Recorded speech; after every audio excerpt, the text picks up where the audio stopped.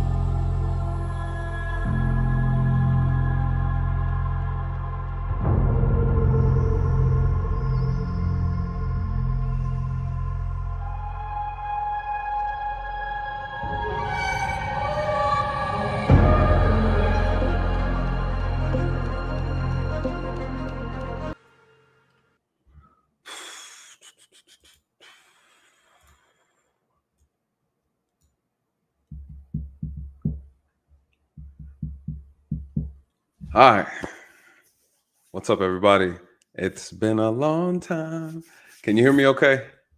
Can you hear me? Can you hear me okay? Can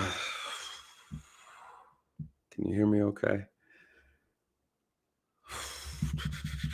This is gonna be interesting conversation. Anyways, welcome back, you guys. This is the Real Nathan Daily. As you know, I'm here to provide some insight to some difficult topics, some controversial topics, and we have a lot to talk about, right? So, you see the thumbnail. For those who are not familiar, I put a little trailer in there for you. But before we get into all of that, let's talk about some admin stuff, and then we're gonna dive right into the content. We're gonna be real quick about this because this,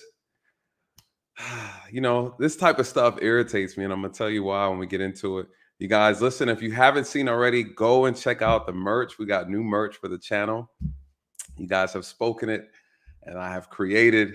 And a lot of people have been purchasing the shirts. I haven't had a chance to give like an official announcement. I'm working on like this little kind of commercial video so you guys can have. But anyways, I'm rocking the facts over feelings for you guys to see. Facts over feelings. Check out the shirt. A couple people have already bought it. Thank you for the support. It means a lot. And then of course the mug. These right here can be my favorite. Right here, the Facts Over Feeling mug, Facts Over Feeling t-shirt. I feel like this shirt is most appropriate for tonight's conversation. And what I plan on doing is wearing the shirts that are appropriate based on the conversation. So this one's facts over feelings, you guys. This one's going to be a tough one. It's definitely going to be a tough one. So a lot of new information that I'm going to have to share with you guys coming up. I've been extremely busy, been working on some court cases, some criminal cases, 2 murder cases, and that it's been really challenging, kind of going through it. One case I have with Dre, one that I have that I've been hired to handle. So it's been a lot of work, and I apologize for my absence, you guys. I'm just not the best multitasker.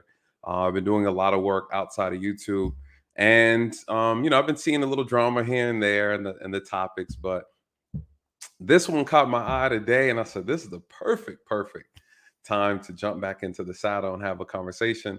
And this has a lot to do with men, right? It has a lot to do with men, Black men specifically, and Black women. As you know, this is always a continued discussion on YouTube, especially in the Black YouTube space, about what Black women ain't doing and what Black men ain't doing. And this whole conversation of division. You guys know I can't stand the divisive language. At the same time, there's still a lot of truth within a lot of these conversations. And it's important that we do have them. We have them with the right type of, I guess you would say, perspective and maturity. Now, this topic is going to ruffle some feathers. Bless your heart. I mean no harm by it, but at the end of the day, the truth is the truth. And it's important that we discuss these things because unfortunately, it seems like Black men are being blamed yet again for something else. And that's technically not our fault, And so this lady, Eboni K Williams, she's at it again. This is the woman who talked about the bus driver situation, right? She said she's a woman who makes a lot of money. She's successful, which is true. She's very successful. She's an independent. She's a strong Black woman. She doesn't need a man, right? She's that type of chick, really pushing that narrative. Was, she had that conversation with Ayanna Van Zant, and Ayanna asked her, hey, because she said, hey, what do women do? What do Black women do? We're educated. We're more educated than Black men. We're more successful. We buy more houses. She was listing all these false narratives, right? These false statistics. I would say inaccurate statistics in reference to the dynamic between Black men and Black women, and saying that basically Black women are doing all these amazing things and Black men are nowhere within this ecosystem that Black women have created, right? And so now they're not finding men who can match them. So she asked her, what do we do? What do we do, Ayanna? What do we do? What do you tell Black women? And she said, hey, could you date a bus driver? She made her face up. You guys remember that video? I didn't even really have to say much on that video. It was very self-explanatory. And she said no. She said she wouldn't date a bus driver unless he owned the bus. Unless he owned the bus. You guys, this woman, Eboni K Williams, she's an abomination.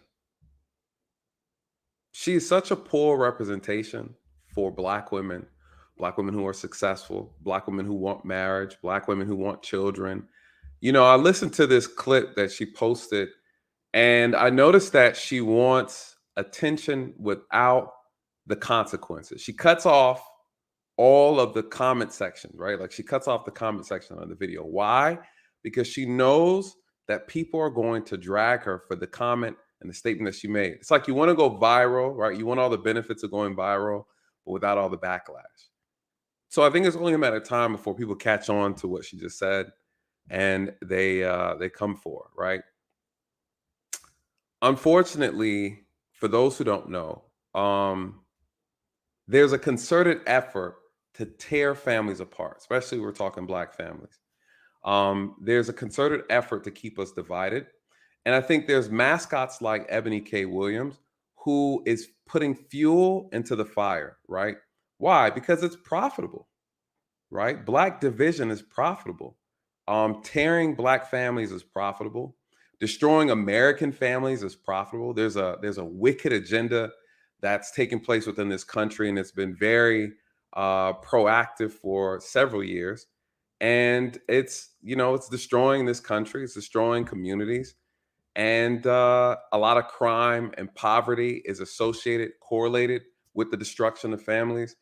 So when we start hearing this language, we start hearing these statements, you hear her trying to empower Black women who basically are tired of relationships, don't want to get married. Guess what? Just go out there and buy a baby.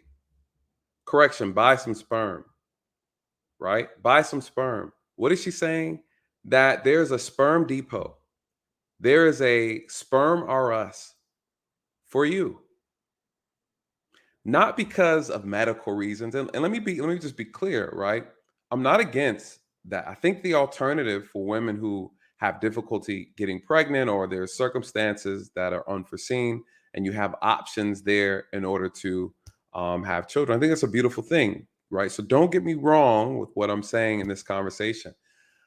We're going to play the video. I want you to listen to her narrative that she's pushing, right? This is not about helping Black women. It's not about building Black families. It's a narrative. This woman is miserable. She's miserable. And like the saying goes, misery loves company. And you can hear it. You can hear this vitriol that she has for Black men. You can hear it.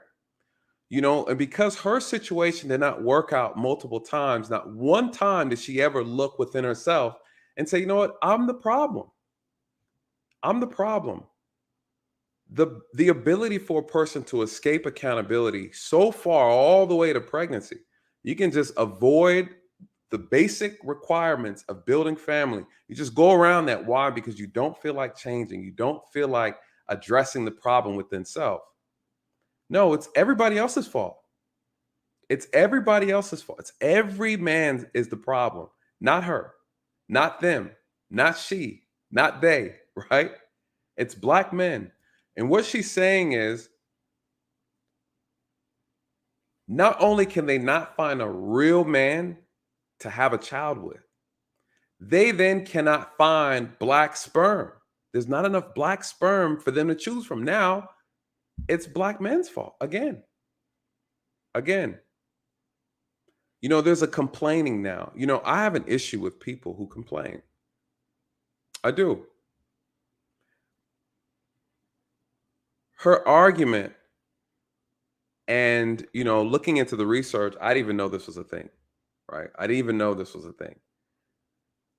And I start doing the research, come to find out Black men are not out here throwing the damn seed in a sperm bank. And according to the research and the data, approximately only 4% of sperm donors are Black. So when you go to the sperm banks and you're a Black woman and you're like, I want to, right? Or you're a Black lesbian couple, you know, and you want your child to look like you, right? So you want to not look for a Black man. You want to go to the bank and then buy some sperm. You want to seed R Us. You want to go and buy some seed. And then you find out that you don't have any options. Why? Because Black men are not depositing their seed in banks. Why? I'm gonna tell you why I don't, right? And listen, I've been asked plenty of times to donate my seed to a generous cause, right? And I said no. No, I've been asked multiple times. You guys, over the course of my adult years, I've been asked multiple times. I would say I want to say almost like 12, 13 women. One woman asked me 3 times in the course of a couple years. Hey, can I ask you a question? Could you imagine? And a lot of guys will attest to this. I know, and as men watch this video, please let me know how many times a woman has asked you. I've been asked by a lesbian couple. You know, I've been asked from women who are very educated, prestigious women who are, you know, financially savvy, right? I'm gonna tell you the problem with this, and then, you know, I'm gonna play the video. As people come in, hit the like button, right? You guys, this is a very sensitive topic, right? Very sensitive topic. And I'm not here to offend anybody. Bless your heart. This is facts over feelings. I'm telling you what goes on. I know men who have been asked if they can donate their sperm. I myself have been asked multiple times. And, no judgment. I don't judge. I think it's a compliment. I think it's a compliment. Sperm banks, you know, sperm banks pay, maybe it's the pay, right? Sperm banks pay thousands of dollars for women's eggs. They pay pennies for men's sperm. Why are black men not giving up their sperm? I honestly, I can only assume a couple reasons. One, I don't trust anybody with my DNA like that. Period. Two, the idea of just some random woman taking my sperm and then having a child and then out frolicking around in the world and me not knowing about it or having a connection to my child, that's a problem for me. It just is. I don't see the value in depositing my sperm into a bank for a stranger. And I don't have a say so on how that child is raised. I just don't, I don't see it. I think it's no. So the data shows about sperm and banks.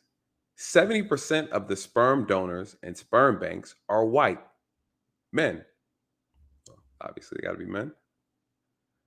16% Asian, 6% Hispanic, 4% African American. And this is according to the fertsturt.org. They're a fertility nonprofit organization that educates and provides academic scholarly research on fertility and sterility. I think that's how they pronounce it. And that's the data. So I wouldn't give my sperm up to women that I knew personally. I'm damn sure not going to give it up to some strangers. So this woman, Eboni K Williams, she makes this video and she talks about Black women having choices.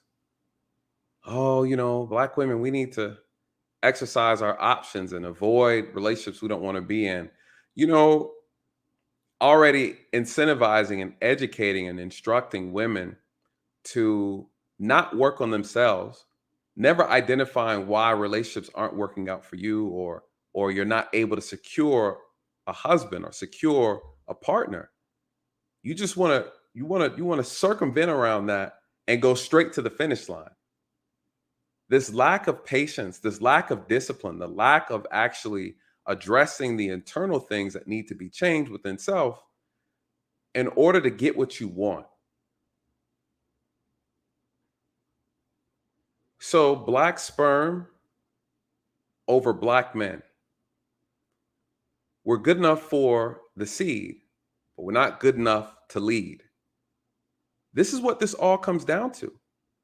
Too many women not wanting to submit, not wanting to be submissive, not wanting to make the character and personality adjustments needed to secure a husband, or secure a man, to secure a partner, secure a father for a child. The sperm is good. The man isn't. I think based on the data, Black men are saying, no, right? This is a package that comes together. If you want the seed, I must lead, right? That's the motto, you guys. But there's also another problem,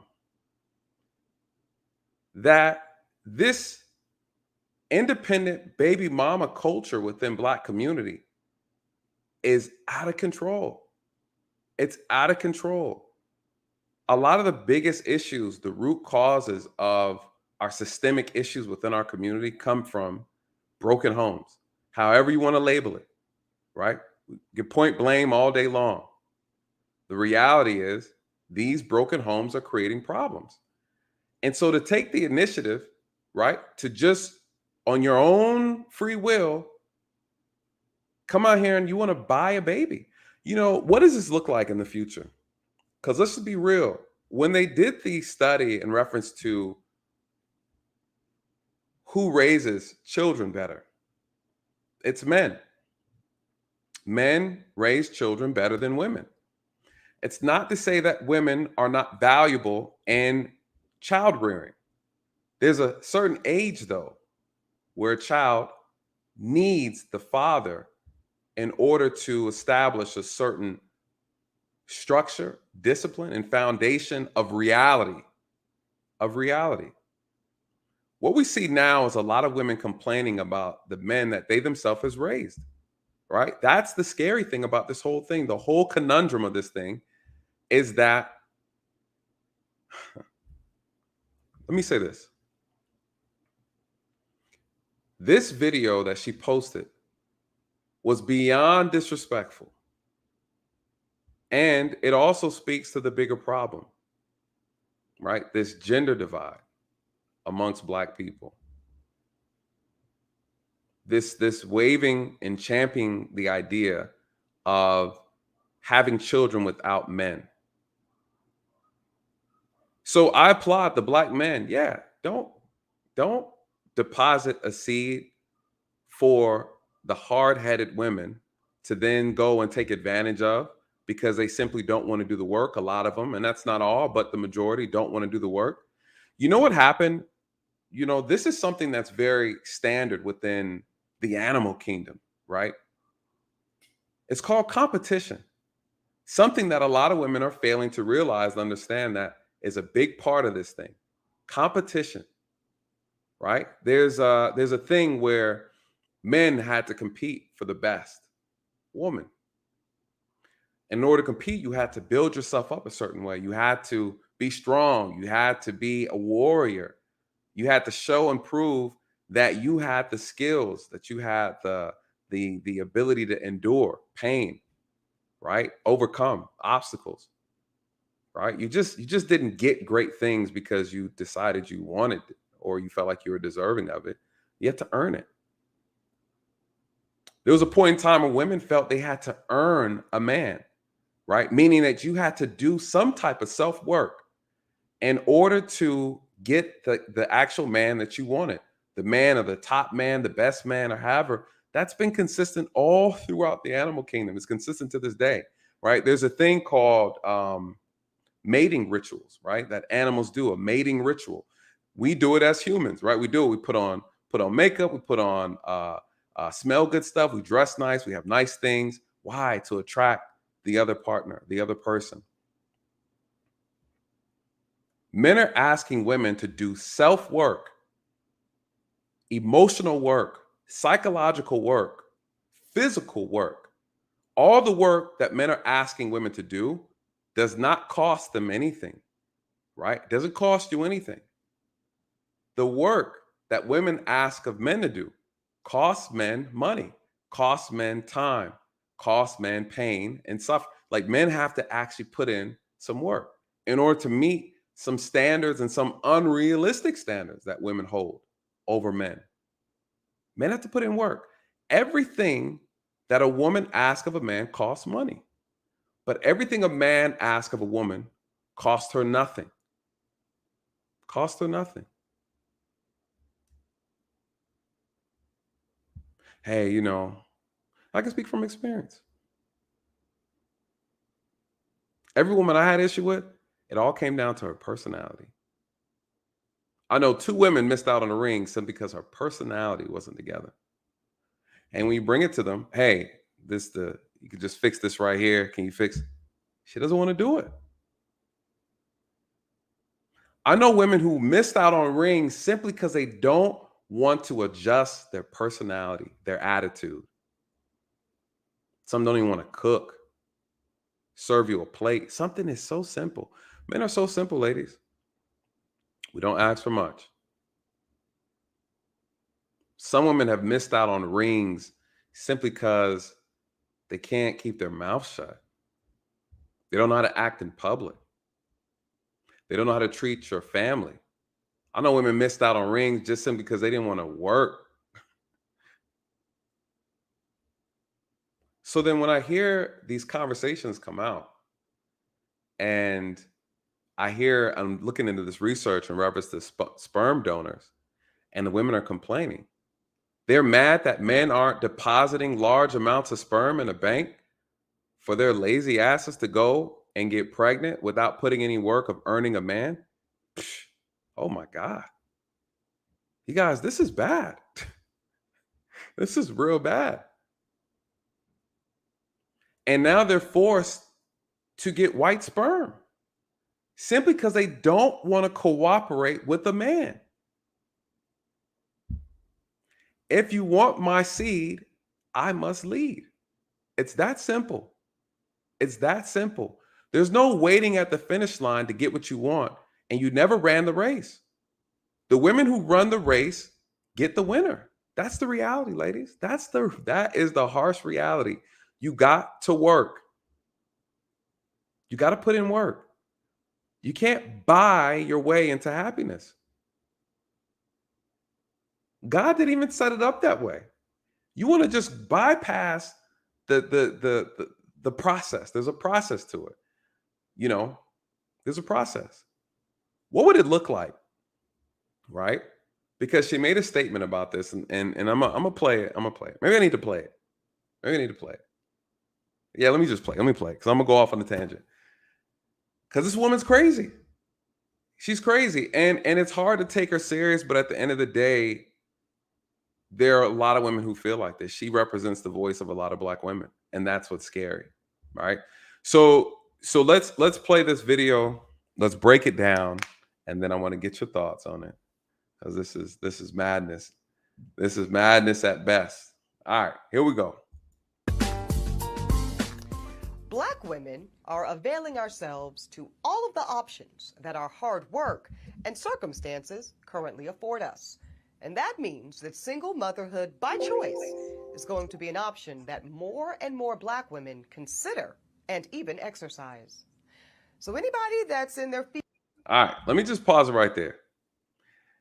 She immediately goes into single motherhood by choice, right? That's the label under this video. Okay. She's talking about more Black women are going to choose this option.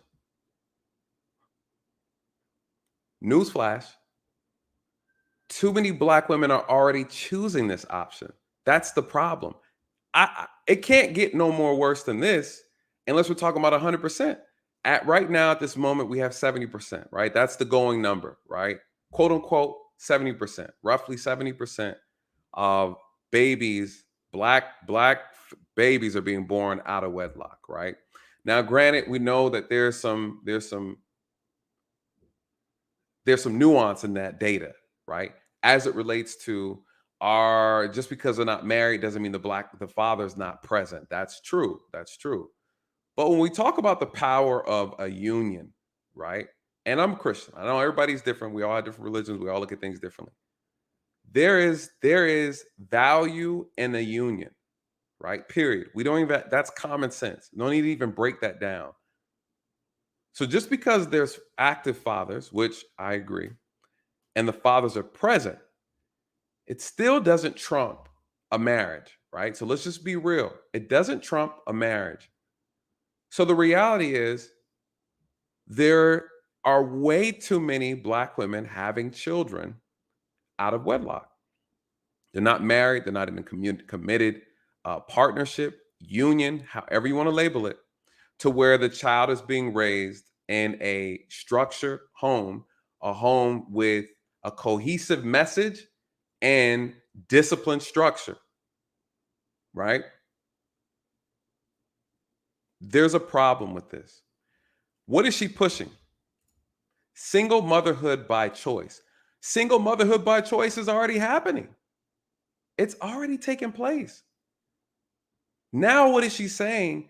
You could be a single mother without knowing who the dad is, right? Without a father. You could be a single mother now and absolutely remove the father completely out of the equation. What is she now saying? Ladies, we can make this situation 100 times more worse. Because at least initially the child knows who the father is.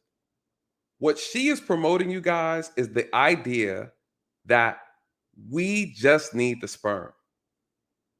Ladies, just go to the sperm bank. No need to put up with a guy you don't like, that you don't feel like dealing with. He gets on your nerves. Ma'am, then why'd you sleep with him? Right? This message isn't about being responsible sexually. This message is not about being responsible with your reproductive organs. This is not about being responsible with the type of person that you lay down with, the person that you choose, or the person you select, or choosing properly. No, what did she say? Damn, changing who you are, women. Black women, we need to do what we want to do.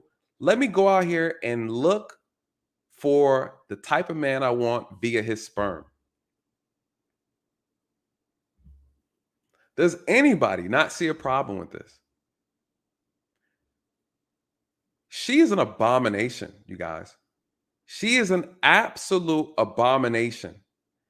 And the sad thing about it, there are a lot of Black women who applaud her, who give her a standing ovation.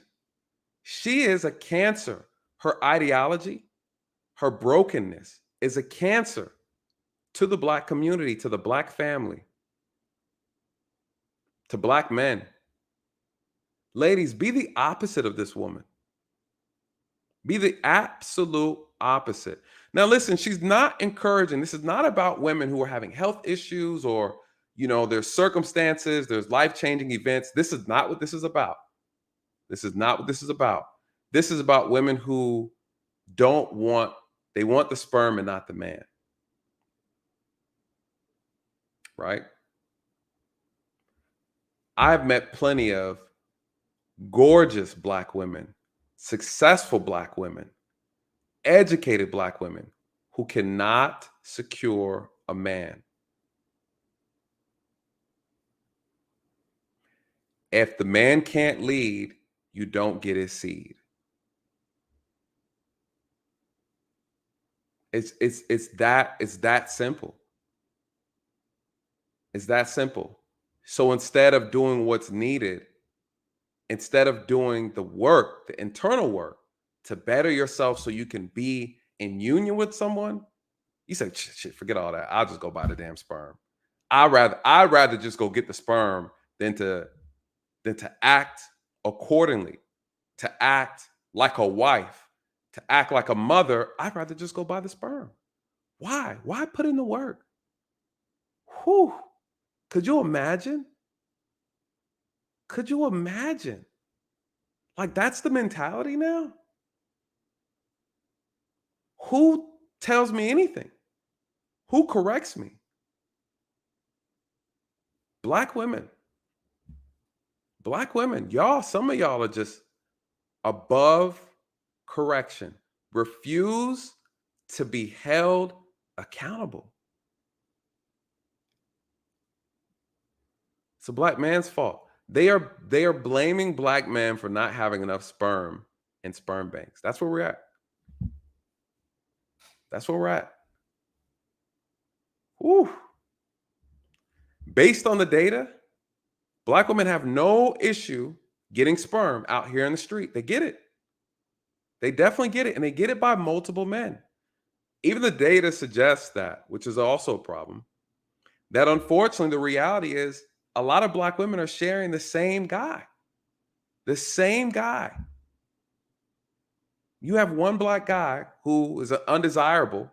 He's a bottom feeder, and he's pregnating the majority of the women in our community. This conversation is not about women. She's not having a conversation telling women that they are irresponsible with their womb. They're irresponsible with the time that they have on this earth to find a partner. They don't want to put in the work. No, what is she saying? Man, listen, this gets crazy. Feelings about that can go ahead and start to process right now. Because Black women that have the privilege to embark upon this expensive and oftentimes lengthy process will increasingly decide to forego marriages and partnerships that do not serve us and that are not in our best interests. Partnerships and marriages that do not serve us and are not in our best interests. That's cap. Because a lot of y'all can't lock down a marriage to begin with. Right? A lot of the women are picking wrong to begin with. Let's address the core problem. You're not picking properly. You're just sleeping with guys and you're not looking at them from the perspective or the lens of what a man is supposed to be. What are the qualities? What are the characteristics that make a good man a husband, that makes a man a good father? You're not looking at that. You're looking at what you want, not what you need. That's the problem. This is the root issue. Nobody wants to talk about that. That you focus on what you want, you don't focus on what you need. And if you pick what you want, then later on you're looking for what you need, it's too late.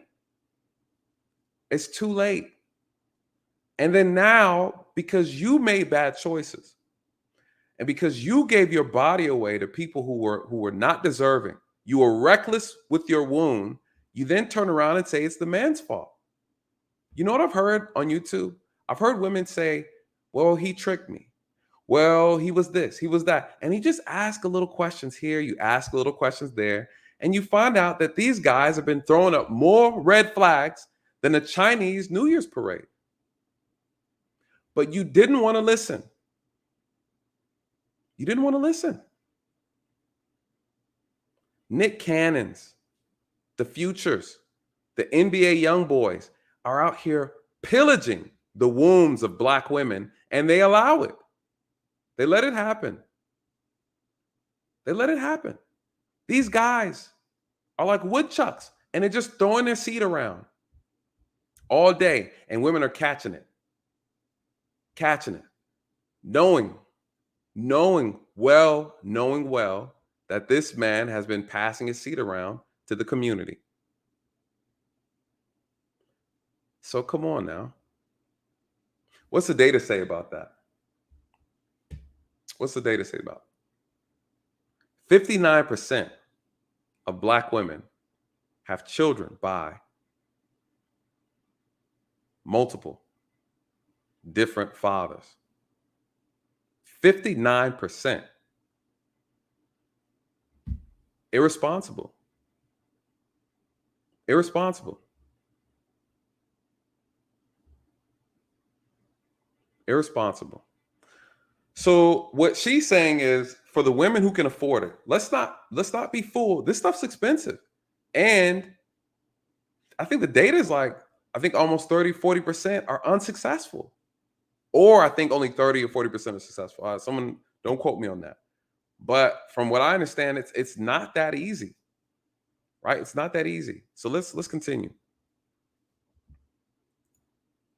And now that bypassing those insufficient relationships does not have to come at the expense of motherhood, well, frankly, it's a whole new world.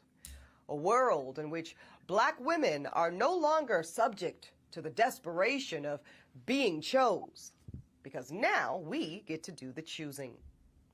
And as the desperation of being chose, what does that mean? I don't want to put in the work. I don't want to put into the work to be a woman that's desirable by a man. I just need his seed, right? We see this most recent thing with Keke Palmer, right? They only care about the seed.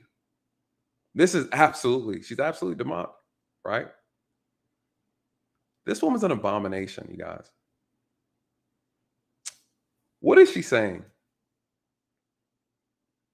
She's encouraging women to not promote family.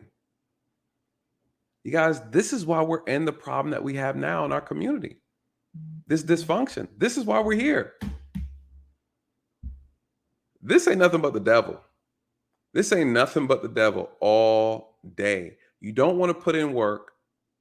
You want to be miserable. You want to be who you want to be. You don't want to listen to a man. You don't want to listen to nobody. So then you're going to have a child. And you know what, the homes, when I used to go into these homes, you guys, at work, the kids get to an age and they don't listen to the mother. The mother then calls the police and I show up. And you know what they tell me? I can't control my child. I say, where's the father? Where's the father? Children are not an accessory. They're not a pet, right? So again, These women are looking at kids as if it's just a box that needs to be checked. One could argue that if you were unsuccessful in catching a mate during the time you're supposed to catch a mate, then it wasn't in the cards for you, or you don't qualify. Just because you're a woman doesn't mean someone wants to reproduce with you. That's a sense of entitlement. You think because you are you and you've accomplished what you accomplished means a man wants to reproduce with you. Newsflash, my dear. That's not accurate. Just because you're attractive, just because you're successful in your mind, doesn't necessarily mean you're successful to a man who's looking at you. It doesn't mean that that man is looking at someone that he wants to reproduce with. You guys have it twisted. I think you really have it twisted. A man who looks at his seed, this is a treasure. This is a treasure. It means something. It has power to it. It has the power to create life. I don't want to just create life with anybody. Ma'am, you don't qualify. And so because you failed the test of being able to acquire a man, saying that the choice, you don't have to worry about choosing. No, ma'am, you don't do the choosing. You do the acceptance. Men choose, you accept. That's the difference. Women do not choose a man. They don't choose a husband. You select one after one is presented to you. A man has to find you. You have to accept his offer. That's how the game goes. That's how it's always went. You don't choose anything. So I think this delusion that she has and other women like her have about how this thing works is why they have to now go around and walk to the finish line and go to the sperm bank and try to buy sperm. But it's not working out for them. It's not working out. Some people had to just cut their options and say, I guess I'll get some white sperm. I guess I'll get some Asian sperm. Or I guess I'll get some Hispanic sperm.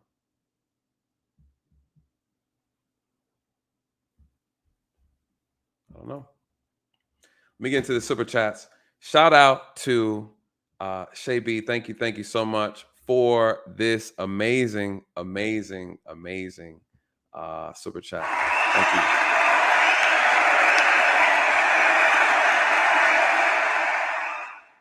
Thank you for the love and the support. You know, I think these type of conversations always trigger people because what you end up doing is touching people on a soft spot, right? And people who don't want to admit the reality of things, it's easy for them to lie to themselves. It's so much easier to lie. Why do I always say it? It's easier to chew. It's easier to chew the lies than to swallow the truth, right? It's so much easier. And a lot of people struggle with that. Shout out to the big homie Dre.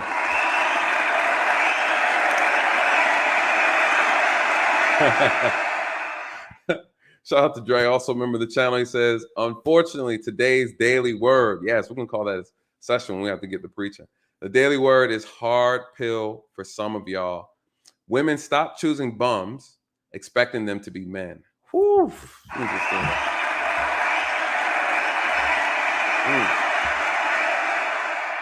Fathers and protectors. Men, stop presenting yourself as bums, expecting to be respected by women. Facts. What is he saying, you guys? I think this kind of goes over a lot of people's head. And let me just keep it real. Let's do this one. Let me just keep it real by saying this. What is Dre saying?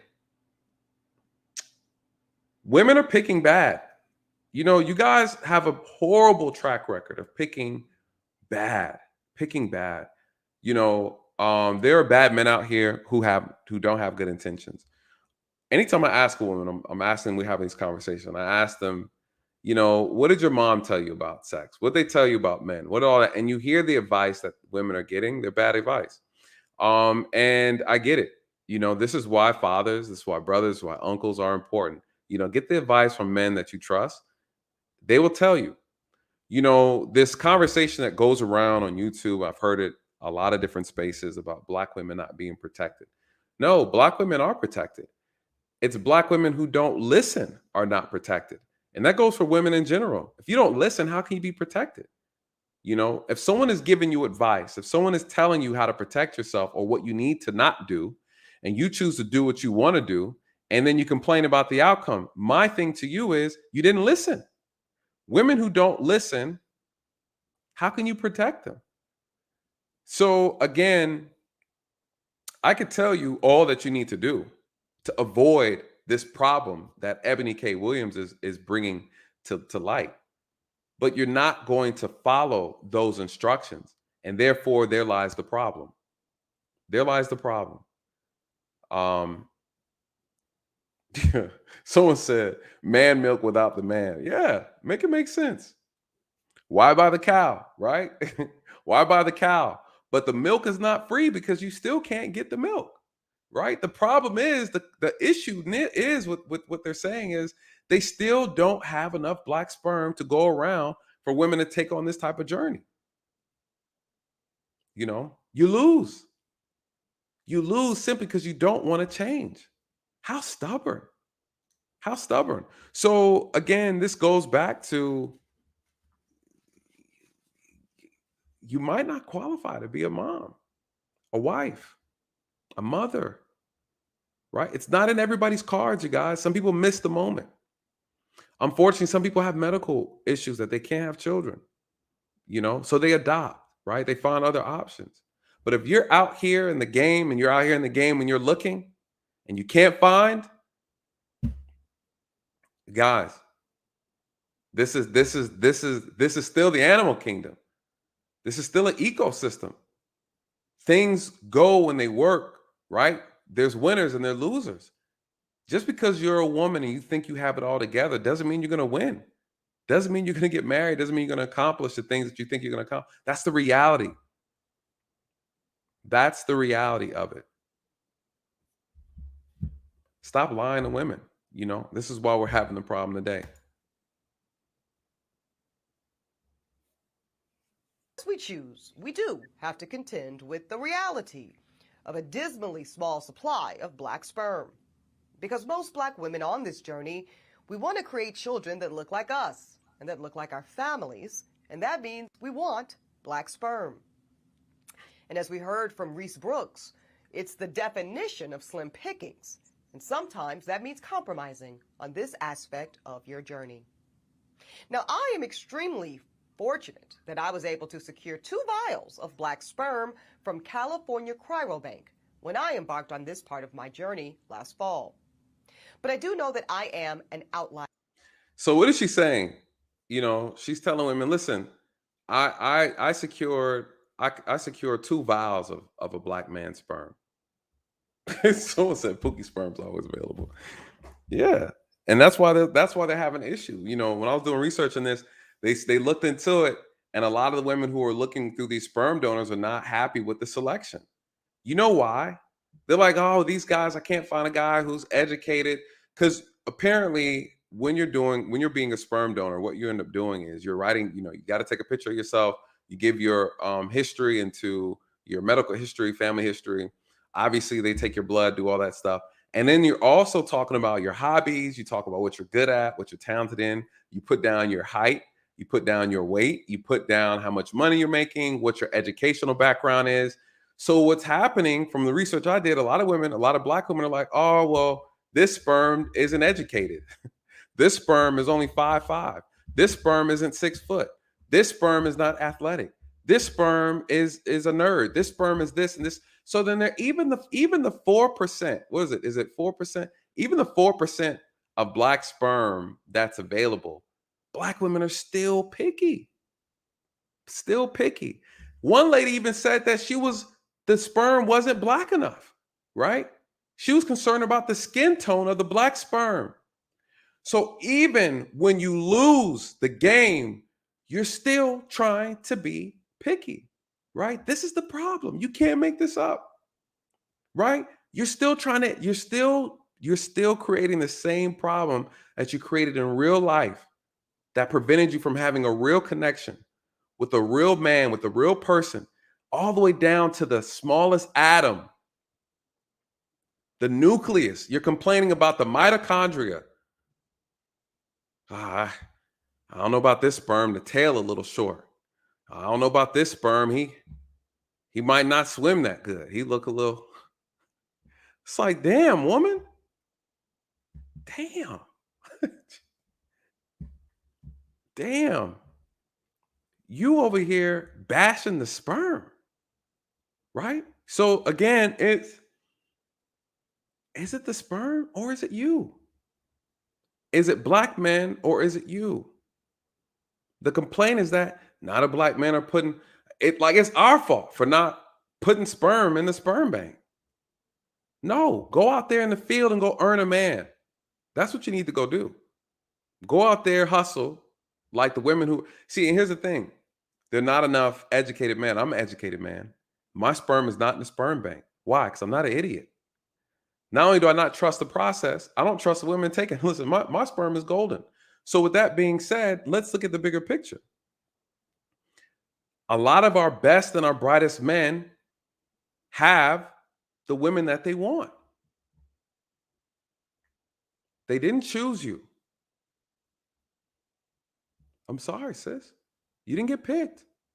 You better go out here and hustle. You better go out here and hustle.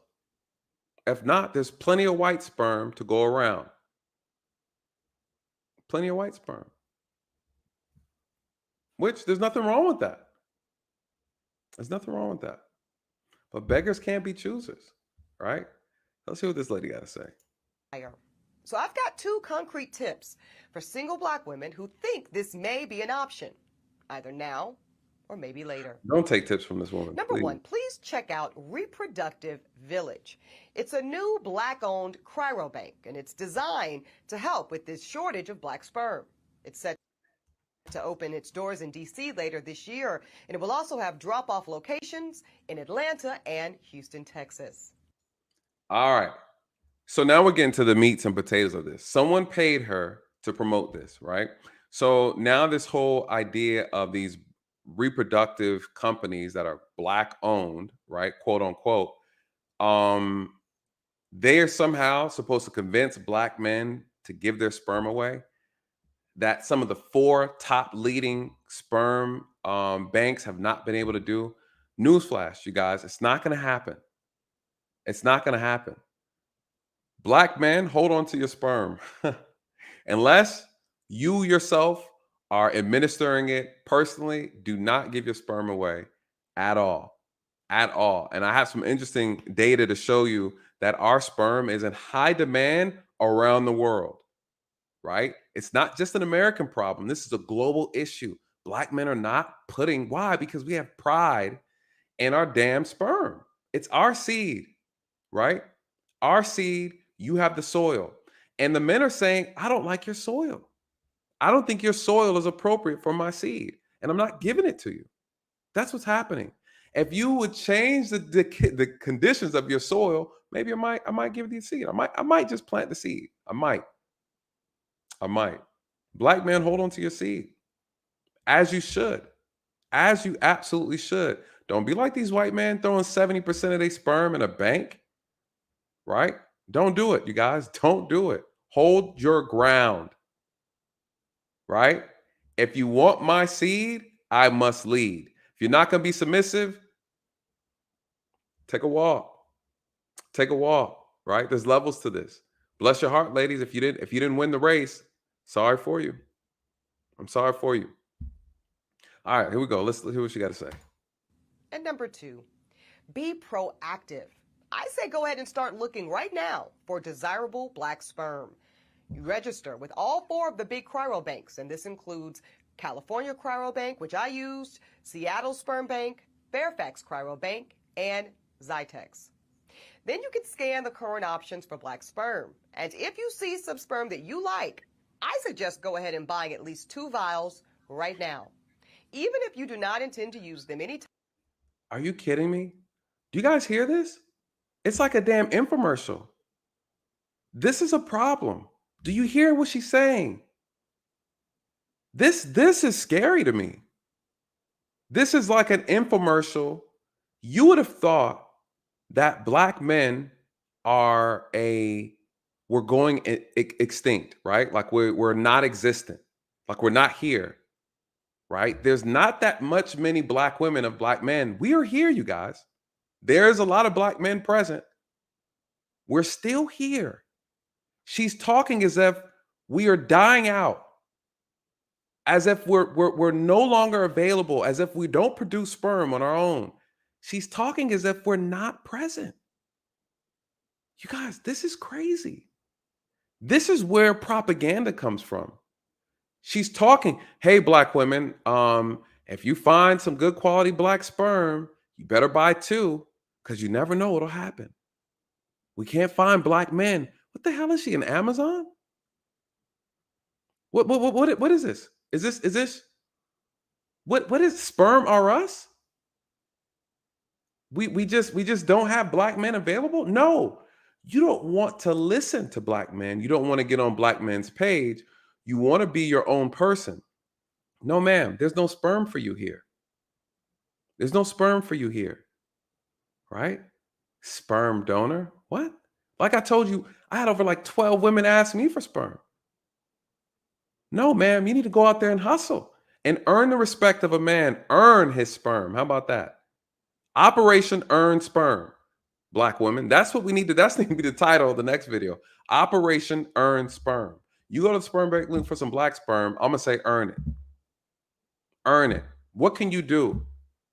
What can you do? Make me want to give you this sperm. You not just finna just go and buy it and think that it's just, no. Here's the thing though. The most valuable things in life are the most difficult to acquire. The most difficult to acquire. The most valuable things. God created the most valuable things in life. He made it so that they're the most difficult to acquire. You just can't go and kick up some dust and you find a diamond. You can't go and turn over a rock and find gold. You can't piss on concrete and find a pearl. You have to go and hunt for these things. All around the world, they recognize the beauty and the power of black sperm. They all know it to be true. It's in high demand. Everybody wants it.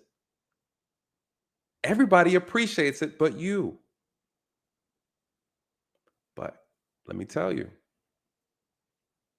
everything that God sees as valuable is hidden. You have to work hard for it. What did she say? 4% of black men put their sperm in a sperm bank. You don't want to put in the work to get it? You don't deserve it. You don't deserve it. It's just that simple. It's just that simple. Oh, we're going to talk about it. All around the world, they want some. They want some. Nope. You got to go get it the traditional way. It's crazy. Time soon. Trust me, it's better to have them than to be without them when the time comes. And listen, if you never need them for whatever reason, what a wonderful gift to give to a friend or a sorority sister in need. And also, most of those banks, they allow... What? Do you hear this imbecile? Hey, if you got some extra sperm around, give it to your sorority sister. See, again, these sororities, don't get me started on these AKAs. Shout out to the AKAs out there who are sharing in these problems. Give it to a sorority sister, right? You're bartering sperm, black sperm. You guys, this is what she's talking about.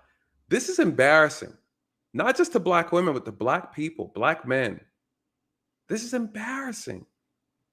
That she fixed her mouth to make a video like this.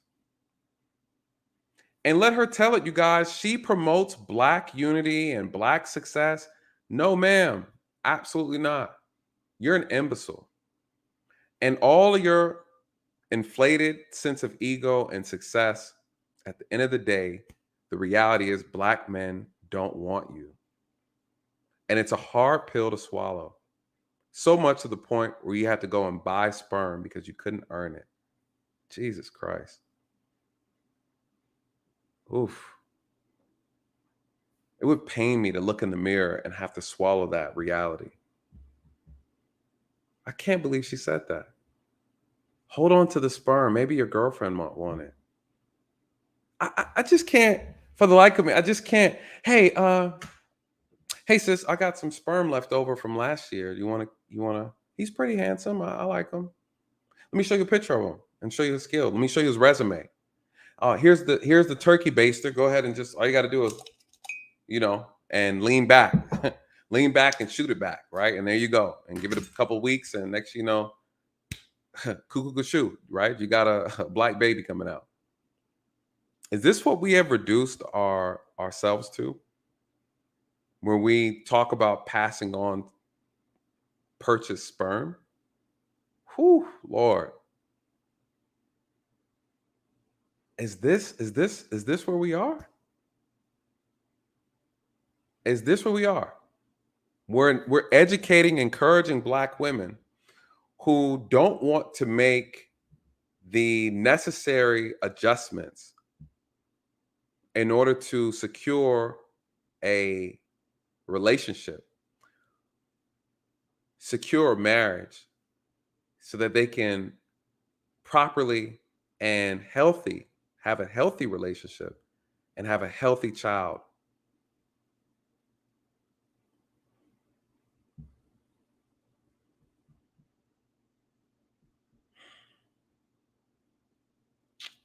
I don't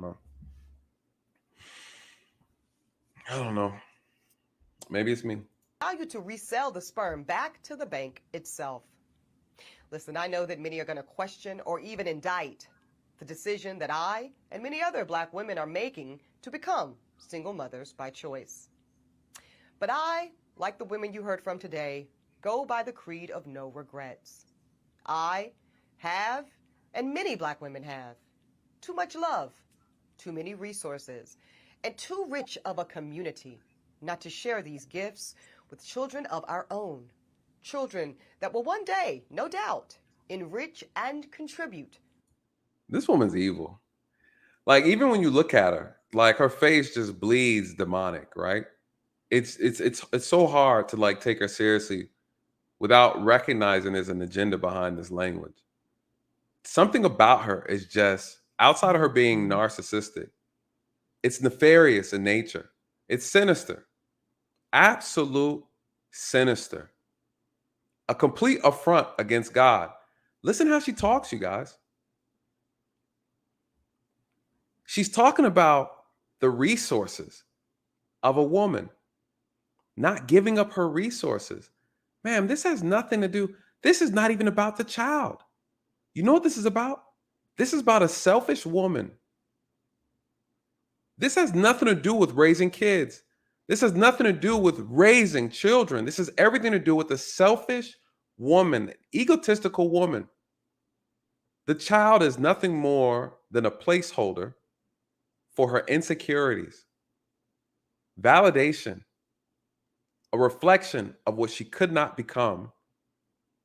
And I think just hearing her describe it, it cringes me, you guys. What if men started operating with this mentality? So selfish. Where now we look at women as just a contractual type of relationship, to where, listen, I don't need to marry you. I simply need your eggs. What if men start going up to women and saying, hey, I don't want to be in a relationship with you because I know I could be a better father. I could be a better parent.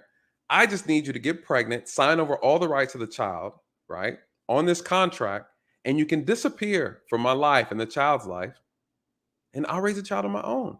There's no need for me to get married to you. I just need your womb. What if men started moving like that, you guys? Listen, that might end up being the future. Why is that? Because see, now men can then exclude women from the equation. Meaning what? Men don't have to worry about divorce, right? Men are already excluding themselves from marriage because they don't see value in marriage anymore because women are incentivized to divorce, right? Women are incentivized. They get all this, they get half of this, they get half of that, they get the majority of this, they get the child, they get this, they get that. So men are saying, listen, it's not a fair deal. So how about this? How about you just have the baby for me? And you can go your separate way. You can run around and be independent. You don't have to worry about any of this, and I'll take care of that.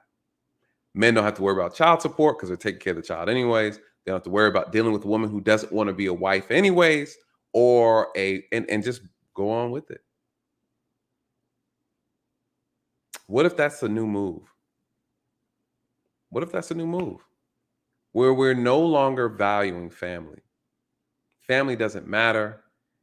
Generating economics and legacy no longer matters. Just no longer matters. The reality is these men are tired. Just tired. So she's saying women are taking their resources other places and they're having children the way they want to have children, all because they don't want to be under the guidance, under the leadership of a man. Wow. To the next generation of Black America.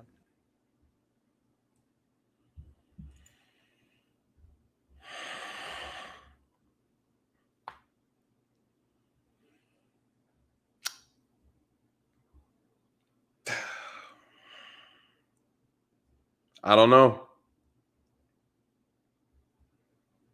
Any thoughts, you guys? Any thoughts on that? You know, recently, the Brat said the same thing. She couldn't find what she was looking for.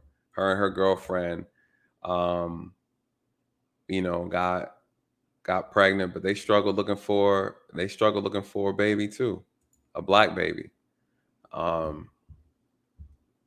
And it's, you know, it's disappointing. Disappointing.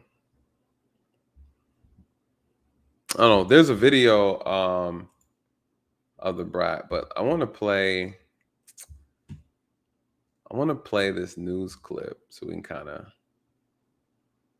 hear what people are saying about it. Because,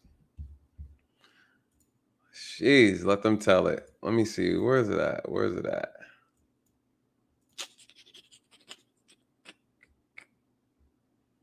I don't know. What do you guys think? What are your thoughts on that?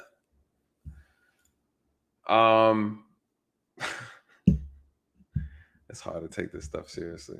I can't. Let me play this clip. Rapper Brat and her wife, beauty entrepreneur Jessica Harris Dupart, who goes by the name Judy. They've been on the show. In fact, this was a picture of the Brat rocking it last Saturday, doing what she does. That's the baby bump. You know, she is 7 months pregnant. The baby, you know, bursting out of that Bulls jersey. And there she was, huge crowd, Usher's Lovers and Friends Festival. That was in Vegas. You would never know it, though, from that image of her confidence that last week, the Brat and Judy, they really ignited a heated online debate about race and fertility. It was here actually on this show in this seat exclusively over a year ago. They told us about their marriage, about their hopes and dreams for a baby. And as a same-sex couple, they did what almost 450,000 hopeful parents do every year in this country. They sought out a sperm donor. But it was when they revealed that the donor was actually white. It set off a series of comments with people saying things like they had the money and the means to find a suitable Black donor if that's what they truly wanted.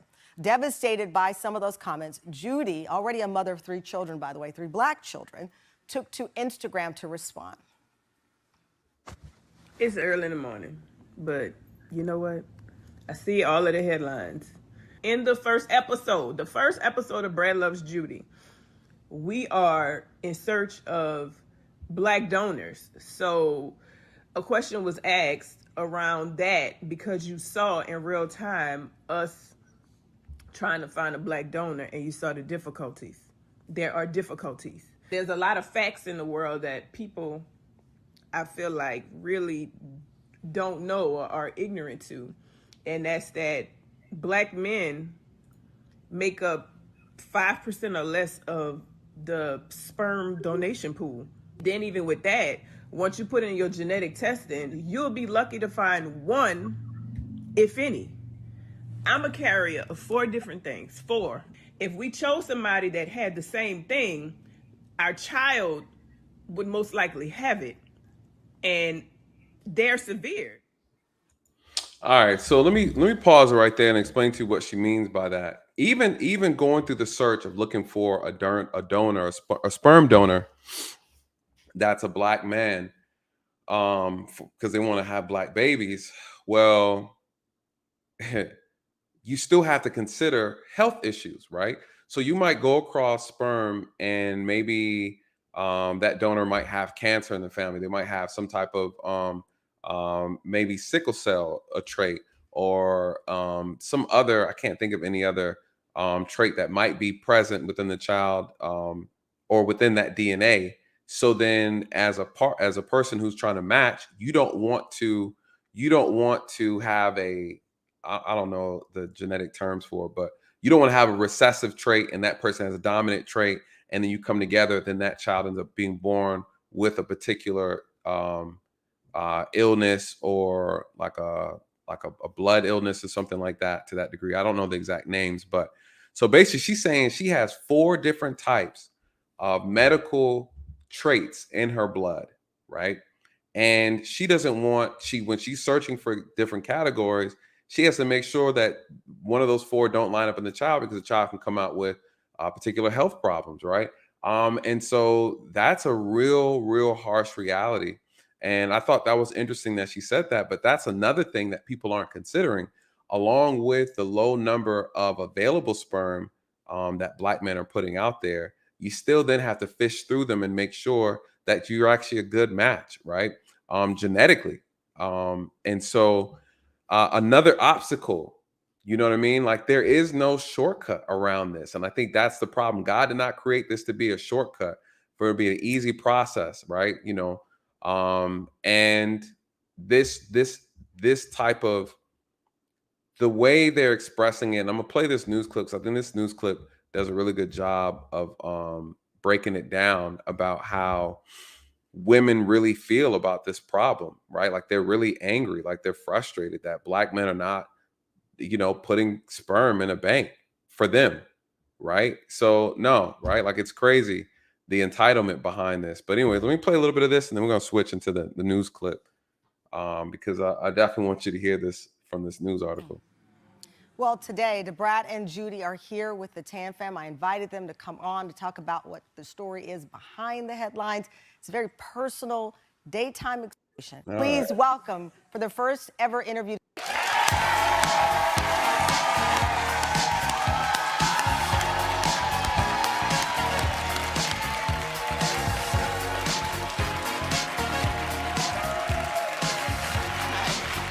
Hey, Mama. How you feeling? Fine. How Feeling are you? good? Yeah. Hey, beautiful. How Lord of mercy, not the BBL. All right. That's another thing, right? We didn't have a conversation about the BBLs and all that, the death behind that. That's a whole nother. I didn't want to get into that.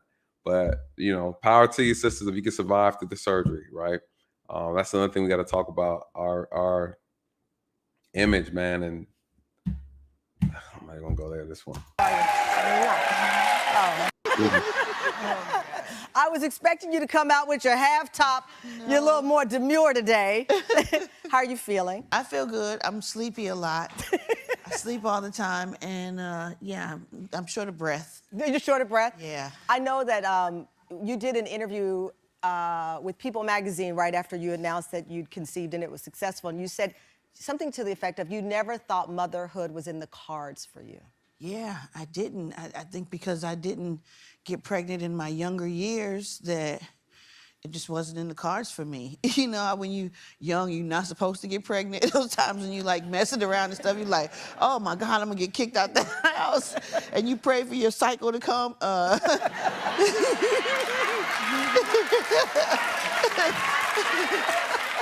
You know, but because that never happened, I just felt like it wasn't in the Listen, there's a lot of confessing in here. This is not church. Hold it for next week. I'm glad they think it's funny, right? You know, we have a hypersexualized culture within our community. I'm glad they think that this is hilarious. And basically what we're saying is, or what they're talking about, is how a lot of young women have blew away their years being promiscuous and gambling, right? Gambling away. And as she's talking about, you hear the crowd, you know, roaring and rowing about, oh, you know, I pray for my period and this, that, and the other. Again, this goes back to this these conversations that need to be had within our community in reference to, you know, Black men and Black women and Black boys, Black girls, understanding their bodies, understanding how to respect each other's bodies, and also making sure that we're responsible, right? We're actually responsible with how we maneuver as teens going into young adults. And so, yeah, I think it's sad that they're joking about it like it's a joke. I think this is one of the biggest problems within our community as it relates today. I've seen a lot of underage girls pregnant. I've seen a lot of, you know, inappropriate sexual acts from kids who are just too young. You would just look at and be like, they're way too young to be doing this. Like it's a joke, right? Within our community, we hear it within our music. And again, you know, this just lends to the bigger problem overall when we start talking about how did we get here? How did we get here? And so I think it's really sad that they find amusement in it. And I don't think it's funny. You know, I don't think it's funny at all. So I don't know. I just think there's real conversations that need to be had. And this is just not it. You know, I think when women get around each other, they think it's cute to have these type of discussions. But ultimately, we're really looking at a very, very serious problem within our community. And we like to joke about it, right? We like to joke about it. So I don't even want to play the rest of this because I don't know. I think they're talking about, she's explaining what she went through, the trials and tribulation, the health issues and things like that, which are real issues, especially for women who go through the process, especially if they're of age. We know the risk with that. And so it's a very challenging process for a lot of women, emotionally, spiritually, and physically. So I think she talks about that. But the crux of it all is she talks about the backlash she received because she chose a sperm belonging to a white man and not a Black man because they couldn't find a good selection. Some people gave her a lot of smoke for it. To me, I don't think it matters, right? If you want to be a mother, be a mother. It doesn't matter what the race of the child is. You know, it's not maybe to me, right? But I just think that the reality is, if you want to be a mother, be a mother. You know, I do understand the idea of wanting to have your child look like you, but you know, ma'am, you gotta get him. Ma'am, you're a lesbian, right? You know, so I mean, it's one of those things. It's weird, right? It's weird. But listen, no judgment. No judgment. Do your thing. But that's what she chose. She got a lot of slack for it. Some people were okay with it. Unfortunately, this thing in our community where people pick and choose what they feel like is acceptable. Black men do something, it's, you know, we're ridiculed for it. Black women do it. Black women are very supportive. It's weird how that works, right? So anyways, let me get to this news clip, and then we're gonna call it, so that way this live stream not too long. I think I'll be out of here by like 1:45. Let me see. Yeah, let's dive into this. Welcome back. This morning we continue our coverage of fertility. As more women of color turn to sperm banks in the wake of this pandemic, they face a nationwide shortage of donors who may share their background. CBS News analyzed the numbers at 4 major U.S. cryobanks where the sperm is donated. We found that 53% of available sperm is from white donors, while listen to this number, less than 4% is from black donors. Our new CBS News correspondent, that's Chanel Call, is here with more. Chanel, good morning to you and welcome. Welcome to the table. All right, what did she say? 4% out of the top 4. We're talking about the biggest sperm banks, right? The most notable sperm banks. Out of all of them, only 4% have black sperm in them. First of all, brothers, give yourself a round of applause.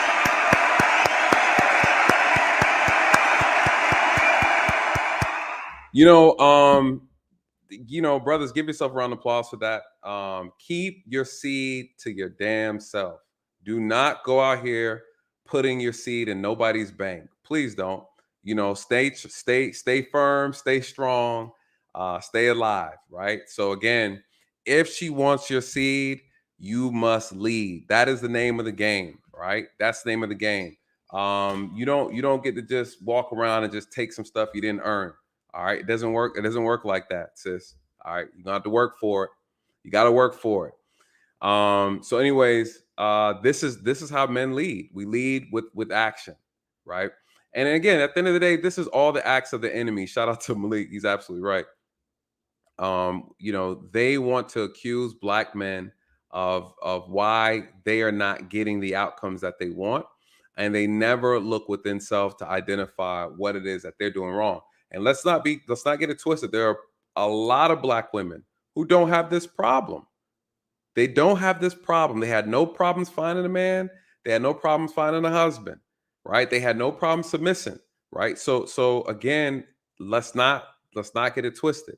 We're not going to let the loud minority speak for the majority. There are a lot of black women who are doing great, amazing with a smile on their face, and they look at these sisters like a damn shame, bless their heart, right? So let's not get it twisted. I don't want us to turn this into a black woman bashing session. It's not. We are just pointing out the problems of this small minority who always has the most to say and does not want to take accountability for their bad choices and bad actions and their refusal to identify the fact that they have unrealistic expectations, and that they bring nothing to a relationship or marriage, and men simply don't want them because they do not qualify. That's the reality. Nobody wants to impregnate you because you're insufferable. It's that simple. A lot of y'all are just insufferable, and nobody wants to even take the chance of throwing a seed your way. All right, and that says a lot, right? Because brothers will put their seed in anything these days. So if you're not getting a seed and you think you got what a man needs and you're not getting a seed, then there's something clearly wrong with you. If you couldn't lock that down, I know brothers throw their seed in a damn trash can. Okay, so again, that sometimes some of these sisters, some of y'all are insufferable. I don't care how good you look, what type of money you got, or what you think you accomplished. You are insufferable to deal with. And men are looking at it like, not at all. Not at all. Listen, I've had my experience too. I saw a beautiful sister. I remember back in the day, Lord have mercy, this chick was so fine. I was like, I will refuse to get this one pregnant. Absolutely not. Put 2 condoms on. Okay. So again, it's real out here. And brothers know. Okay, bro, we definitely know. We know what it is. All right. So I'm telling you from experience, men know the women we absolutely do not want to get pregnant. You're just not worth it. For the warm welcome. This is a really important story. Yes. And unfortunately, it's a heartbreaking reality for so many women across the country who just want to have a child that reflects their own race and culture. The lack of options forces many of them to choose between having a child that doesn't look like them or not having a baby at all. Jamila Galloway grew up in a family that celebrated being black. Enjoying soul food and having our slang and having our words that we, say that's like just very, very black. When you started this whole process, what did you imagine your child would look like? Me. Like exactly like me. I already thought they were gonna just be the mirror image of a young Jamila. What do we see? What do we hear right here, right? We hear a woman in denial. What does she say? Thought they're going to look like me, not the father. You know, if you let women talk long enough, you'll hear the truth. You'll hear the truth. It was going to be about me. Look like me. She's going to tell her story about her struggles finding sperm. Not finding a man, finding sperm. You guys, listen, I want you to understand what's going on. Women who have given up making the concerted effort to be the best versions of themselves in order to attract a mate, the refusal to do what's necessary to attract a mate. Listen, it's not easy, right? It's not easy. It's competition out here. You have to understand that. But the reality is, though, you have to compete. There are other women out here putting in the work for the men that you want. And some of the men that you want, you don't qualify for.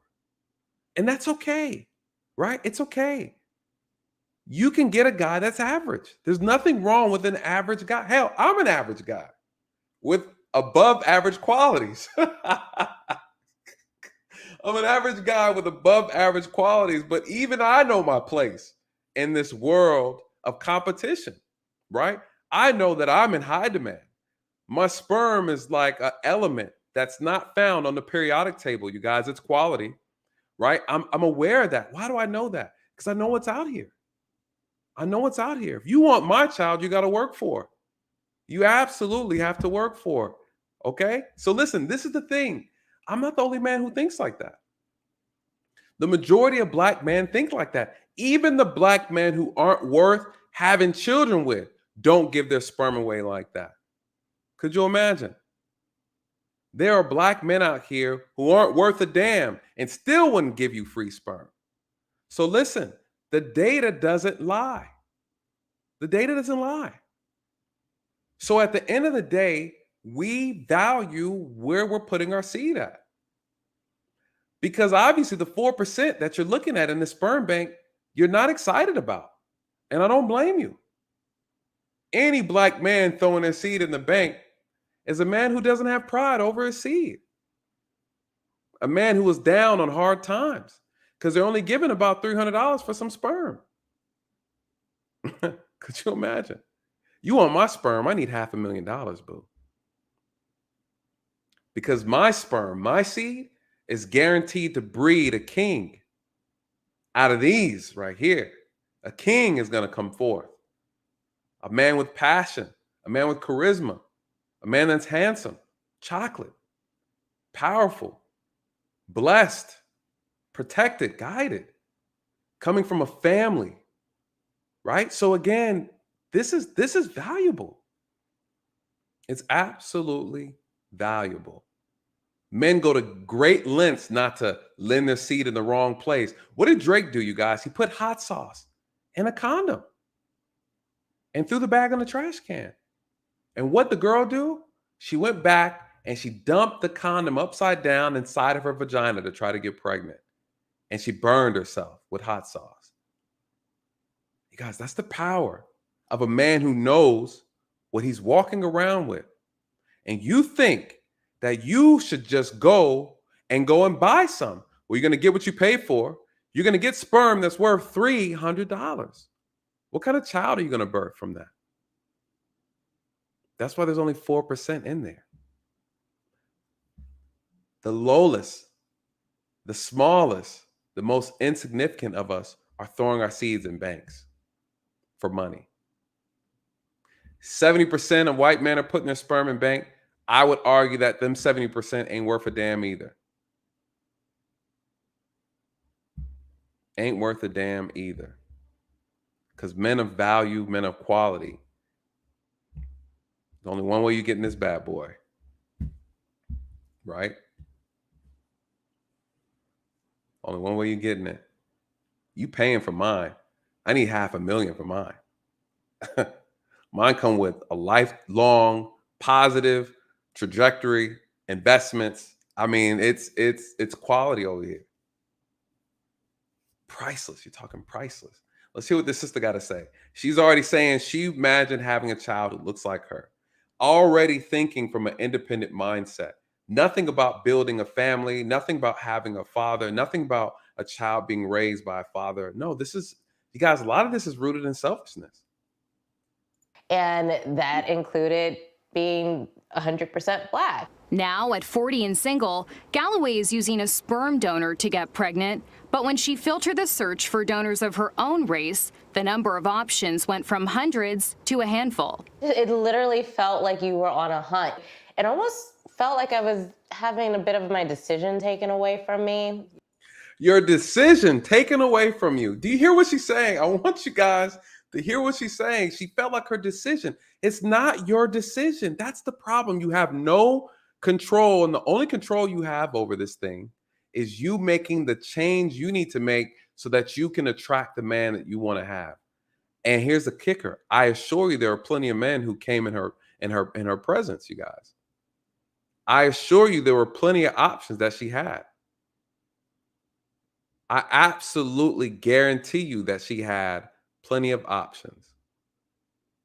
But she wanted to control. She said it. I felt like my control was taken away. Listen to the words, you guys. They tell on themselves every time. You want to control it all the way down to the damn DNA, all the way down to the sperm. You want to control it. And guess what? She looked at 4%. And I guarantee you, she said, you know what? This sperm, this guy is 5'7". I want a sperm that's 6'1". This guy is only 120 pounds. My sperm needs to be a man that's going to be 200 pounds. This sperm is not college educated. This sperm is not athletic. Hold on. But this sperm is not dark enough. He's too light skinned. This sperm is bald headed. I don't know. You know what she's probably looking at? I like the sperm on this one, but I like the features on this sperm. You guys, what did she say? I felt like my choice was being taken away. No, ma'am. You failed yourself. You had plenty of choices. You're 40 and now you're single and you're buying sperm online. Could you imagine? It's like Tinder for sperm. And you're just going through pictures and descriptions. That's what this is. That's exactly what this is. This is your Tinder for sperm. You can't make this up. You can't make this up. This is wild. This is wild. This is wild. Dr. Tia Jackson Bay, a New York City fertility doctor, says every patient of color at her practice has shared that struggle. I thought people were exaggerating, and it turned out that that's just not true. When you filter by things like race or geographic location or language, country of origin, the numbers go from thousands down to less than 100. According to our analysis of the country's 4 largest cryobanks, less than 4% of available sperm is Black. Why are we seeing such low numbers when it comes to racial donors? You know, historically, donors have been recruited from places where maybe Black men are not present. You know, institutions of higher learning, certain areas, geographic areas in the country. Listen. Lies, all lies. Absolutely. Listen, let me tell you this. I knew about sperm banks for a very long time, and not one time that I was ever interested in donating my sperm. That's a lie. What did she say? Again, here's where the narrative starts to push. Oh, well, you know, they usually go to higher learning areas and look for Black men. No, we're educated. We're educated. We don't want our sperm in sperm banks. You know, my thing with these conversations is ask Black men. Black men will tell you.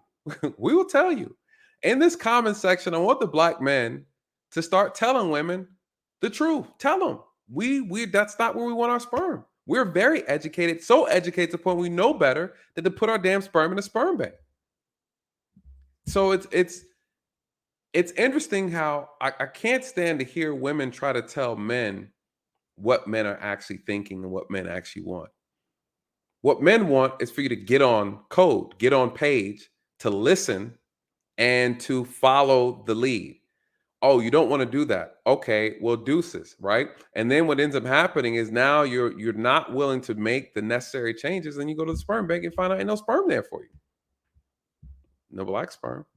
Not the black sperm that you want. That actually checks all the damn boxes that you want. Right? I wouldn't be surprised if this was like, let me go and I need to look at the sperm myself before I select. I need to look at it and make sure it's swimming properly. I need to look at the sperm and make sure. I already know. I already know. Ma'am, you can't look at the sperm. Just select the sperm based on the picture. I need to see how it swims. I can't check. I don't want it if it ain't swimming good. Ma'am, you can't do that, right? Like I already know. I already know because there's a level of stubbornness that comes with some women. And so I already know there's a battle over whether or not the sperm is doing what you think it's supposed to do. And you don't know what you're talking about, you know. So anyways. This, it's also about requirements. Most cryobanks need 3 generations of medical family history, something not all Black Americans have access to. The result? That's a damn lie. So I don't know where they're coming from with that. You know, this idea like Black men we're out here and we're just not living a life of knowledge, right? Like we're just out here just existing.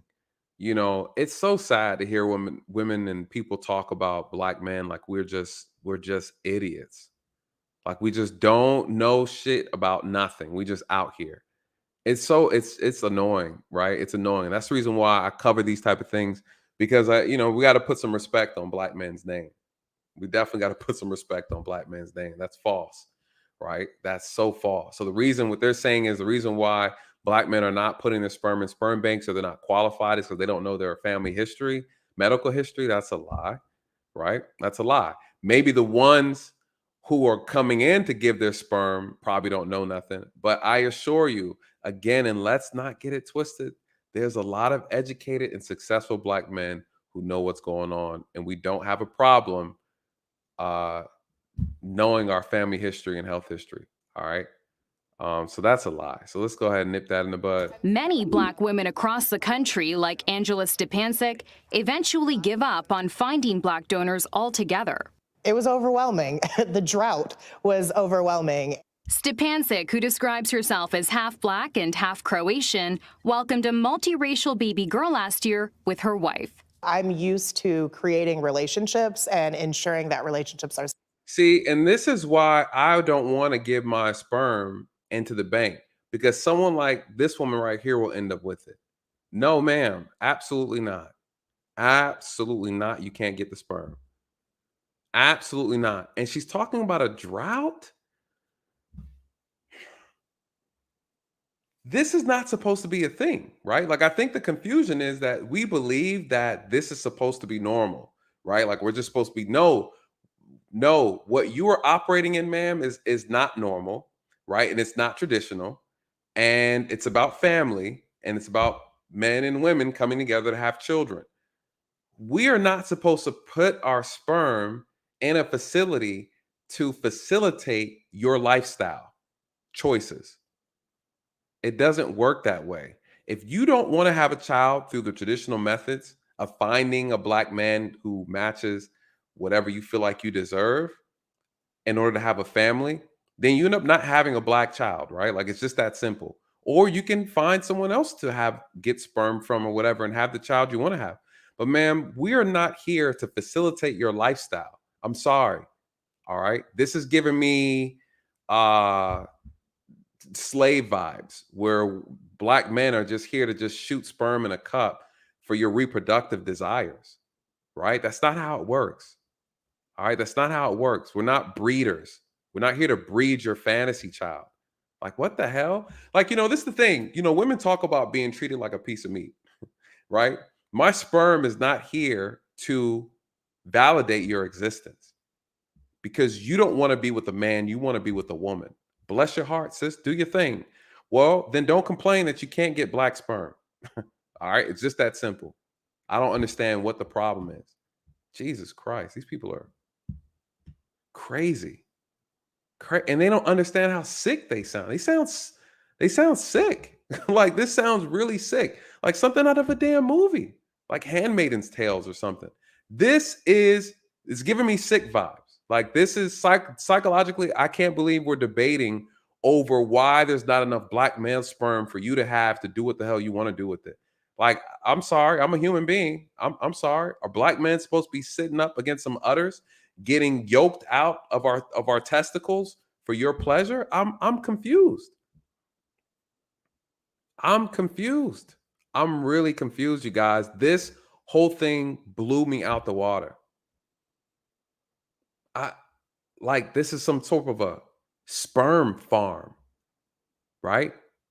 And you're just supposed to be out here just milking away for lesbian couples, gay couples.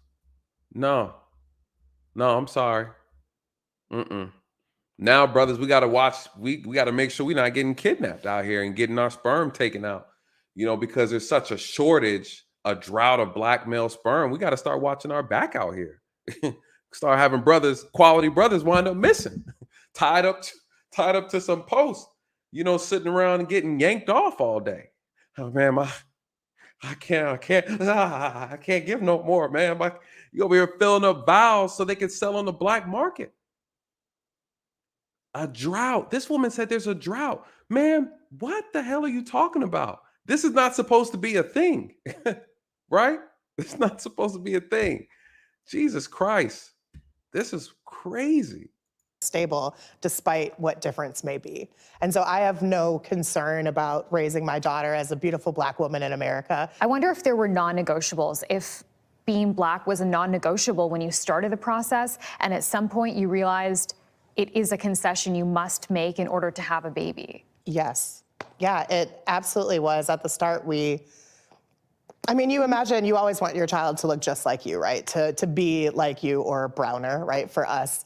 And so it was a little bit difficult. But frustration ultimately turned to inspiration for Stepancic. This year, she plans to open the first black-owned cryobank in the country. What do you want to give women and couples who are looking for this? Warmth, safety, options, right? I want to give them warmth, safety, and options. What? What are you talking about? Warmth, safety, and options? Ma'am, you're not even black. You're not even black. Like, I don't understand. Like, this is the danger behind this type of ideology and this weird psychosis of, I want to do something. I don't know what it is about the LGBT that want to do so much for like black empowerment. It's weird. It's so weird. So now y'all are now operating, want to start a sperm bank for black people to make them safe. And no, this is for black women. This isn't for black people. This is for black women. And instead of encouraging the proper way to facilitate family, this isn't even about family. This isn't even about kids. This is about an individual who wants what they want when they want it. This is crazy. This is crazy. She wants to create a safe environment. The environment is not unsafe. What are you talking about? This is how women feed each other lies, you guys. We want to create a safe environment for what? Sperm? Sperm. How has this process been unsafe? I don't understand the language. This language they use always to try to express some emotional damage or this emotional pain that black women go through in this process, this make-believe I want to make it a safe space to have access. What do you think you're going to be able to do to gain black sperm that the top 4 black sperm banks have not been able to do? We do not want our sperm in a bank, ma'am. That's not what we want.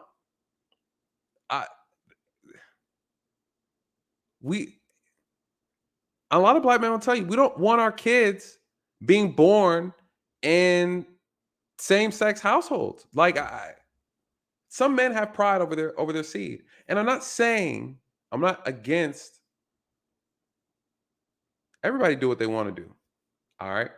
There's 4% of black sperm in the banks. It is what it is, man. It is what it is. You get what you pay for. All right. You can open up a sperm bank all you want. It ain't gonna change a damn thing. Tell you that right now. Access to the same amount of options that every other couple has going through this process. Reproductive Village, which will focus on recruiting Black donors, is set to open in D.C. this fall. It will also have drop-off locations in Houston and Atlanta. As for the Big Four cryobanks, they say that they're aware of this problem, and right now they're working to recruit more diverse donors. Boy, this never occurred to me that getting Black sperm in particular would be a problem. I love Jamila, I think her name was, who said, I wanted to be. Why would you not think this is a problem? Why? No one wants to know why do men not want to do it, right? Like, it's always like, oh, it's almost like Black men should want to put their sperm in a sperm bank for random ass women to get pregnant and disappear and do God knows what with your child. Man, y'all are crazy. This is the craziest thing ever. Baby that looked like me. When you said, what were your expectations? Do you have any statistics on how this affects other races? Is it a problem for other races as well? Well, according to our analysis, the biggest shortage, as we discussed in our piece, is really Black donors. But this is not just an issue for Black Americans. The numbers of Hispanic and Asian donors, those are also very low. But I do want to point out in those categories, they encompass a really wide range of different ethnicities. So, for instance, Asian includes both East Asian and South Asian donors. So if you're a recipient in that situation, that's not all going to mean the same thing. When you do this, it looked like we were blurring out faces. Like when women are looking for their donor, they're seeing pictures, so they're getting some information like you just gave us, but then also headshots? They're seeing pictures, and the more important piece of that is the color of skin that person is.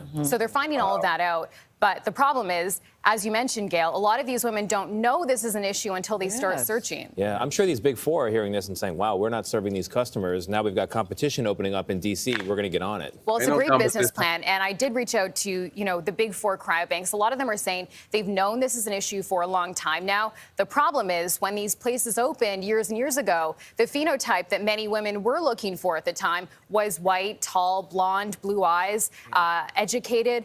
And the people who are now looking for sperm is changing and becoming more diverse. What we need now to see is diversity in donors. Yeah, last time I checked, tall, dark, and handsome is still a good thing. No complaints with that. No complaints. And Angela opening up the first Black-owned cryobank, I think. Yeah, that's great. It's a big deal, yeah. Chanel Call, thank you for... Black, tall, and handsome is still in demand. Listen, the #1 demand for sperm in these sperm banks around the world, you guys, is Black sperm. Black men, we are winning. We are absolutely winning. Don't let these women sell you a bag of foolishness. Don't let them play you. Don't let them try to guide you into some idea that you are not valued or appreciated. Around the world, they are hunting for Black sperm. They want Black babies. Why? I don't know. But the proof is in the pudding, right? The proof is in the pudding. Again, people value what you cannot get. It's such a small percentage of availability of Black sperm on the market for them to purchase. And therefore, it opens the door for high demand. Again, I say it all the time. God will never, never make something valuable easy to acquire. And so Black men, remember that you are valuable all the way down to an atomic level, all the way to the semen, right? So I think this conversation is interesting. It just really frustrated me to a point where I have to do a stream on it. You guys know I hate these type of conversations, but again, every now and then we got to have a reality check moment. And the reality is the propaganda, that narrative about Black men is false. It's false. And unfortunately, Western culture is so broken when it comes to relationship, when it comes to family. And it's not just within the Black community, it's also within the white communities and things of that nature. It's just that we suffer a lot more for our percentage size, population size. But this is a problem affecting everyone. This is an American problem, right? Weak families make a weak country. This is an American problem. So let's not get it twisted, right? The numbers of divorce is through the roof. The numbers of fathers not being in the home are through the roof. The numbers of out of wedlock births are through the roof. It just so happened that in our community, it's way too damn high. It's absolutely astronomical. And so we don't want to start encouraging. It's facilitating more broken homes, more divides, more homes without fathers. It's one thing to know who your daddy is. It's another thing to not know who your daddy is. And what she is advocating, Eboni K Williams is advocating for not having fathers at all. It gets no worse than that. And that within itself is unacceptable. The woman is an abomination to the Black community, and she's disrespectful to Black men for the third time. Her rhetoric is unacceptable. I wish her Godspeed, and I hope and pray that people drag her for that statement she made. But, honestly, she probably wants that, right? People say things because they want attention. Bless her heart, Bless her heart. Crazy.